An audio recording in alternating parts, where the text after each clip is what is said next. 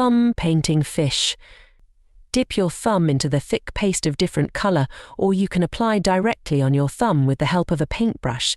Then place your thumb on the paper to draw the different colour fish. Use black sketch colour to draw the face, fins and tails of the fish.